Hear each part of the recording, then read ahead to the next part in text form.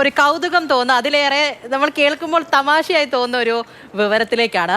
ഒരു ദുർമന്ത്രവാദം ആ തരത്തിലേക്ക് ഒരു കോടതി മുറിക്കുള്ളിൽ സംഭവിച്ചിരിക്കുന്നു എന്നുള്ളതാണ്. കോടതി മുറിക്കുള്ളിൽ ദുർമന്ത്രവാദം. ജഡ്ജിയുടെ സീറ്റിലാണ് കേസ് അനുകൂലമാകാൻ വേണ്ടി ഒരു 65 വയസ്സുകാരി മന്ത്രവാദം നടത്തിയത്. കർണാടകയിലെ ചിക്കബെല്ലാപുരയിലാണ് ഈ സംഭവം ഉണ്ടായത്. സംഭവവുമായി ബന്ധപ്പെട്ട് മഞ്ജുള എന്ന സ്ത്രീയെ പോലീസ് അറസ്റ്റ് ചെയ്തിട്ടുണ്ട്.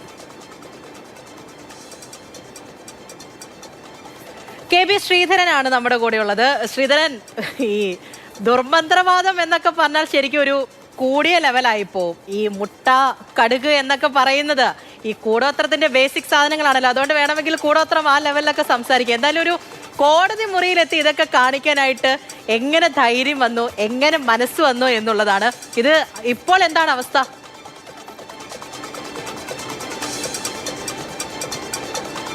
പൂജ, ശരിയാണ്. നമ്മൾ ഈ മൊട്ടയിൽ കൂടോത്രം ചെയ്തു എന്നൊക്കെ നാട്ടിൽ പറയാറുണ്ട്. ഇത് കടുകിൽ കൂടോത്രമാണ് ചെയ്തത്. അതും ചെറിയ കളിയല്ല. കോടതി മുറിക്കുള്ളിലാണ് ഇമാതിരി കളി കളിച്ചത്.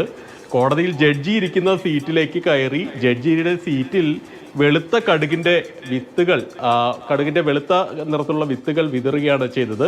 എന്തൊക്കെയോ ഉരുവിട്ടുകൊണ്ടാണ്, മന്ത്രമാണ് തോന്നുന്നത്, എന്തൊക്കെയോ ഉരുവിട്ടുകൊണ്ടാണ് ഇവർ ആ സീറ്റിൽ ഈ കടുകിൻ്റെ വിത്തിടുന്നത്.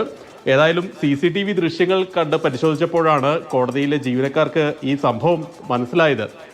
അവർ ഇതിൻ്റെ അടിസ്ഥാനത്തിൽ ചീഫ് അഡ്മിനിസ്ട്രേറ്റീവ് ഓഫീസർ, ഈ ചിക്കബെല്ലാപുരയിലെ JFMC കോടതിയിലെ ചീഫ് അഡ്മിനിസ്ട്രേറ്റീവ് ഓഫീസർ ഉടൻ തന്നെ പോലീസിൽ പരാതി നൽകി. ഏറ്റവും രസകരമായിട്ടുള്ള ഒരു കാര്യം എന്താ വെച്ചാൽ, ഈ കർണാടകയിൽ അന്ധവിശ്വാസ നിരോധന നിയമം നിലനിൽക്കുന്ന അത് ശിക്ഷ ലഭിക്കുന്ന ഒരു സംസ്ഥാനമാണ്. അങ്ങനെയുള്ള ഒരു സംസ്ഥാനത്താണ് ഇത്തരത്തിൽ ഒരു കൂടോത്രം, അത് ജഡ്ജിക്കിട്ട് തന്നെ, ഇതിൻ്റെ എല്ലാം തന്നെ വിധി പ്രസ്താവിക്കേണ്ട ജഡ്ജിക്കിട്ട് തന്നെ ചെയ്ത ഒരു സംഭവം ഉണ്ടായത്. ഏതായാലും ഈ CCTV ക്യാമറയിൽ നിന്ന് ആളെ തിരിച്ചറിഞ്ഞു. പോലീസ് ചെന്ന്, ചിക്കബെല്ലാപുര പോലീസ് ചെന്ന് ഈ സ്ത്രീയെ കസ്റ്റഡിയിലെടുക്കുകയും ചെയ്തു.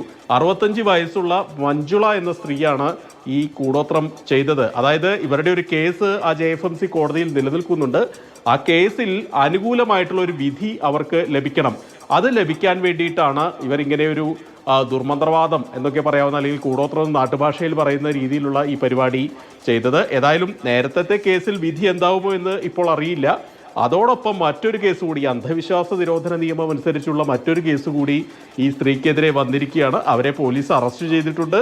14 ദിവസത്തേക്ക് അവരെ റിമാൻഡ് ചെയ്തിരിക്കുകയാണ്. ഏതായാലും ദുർമന്ത്രവാദം ചെയ്ത് ഒരു കേസിൽ നിന്ന് ഊരിപ്പോവാൻ നോക്കി, ദുർമന്ത്രവാദം ചെയ്ത് മറ്റൊരു കേസ് കൂടി തലയിലായിട്ടുള്ള അവസ്ഥയിലാണ് ഇപ്പോൾ ഈ ഒരു മഞ്ജുള എന്ന് പറയുന്ന.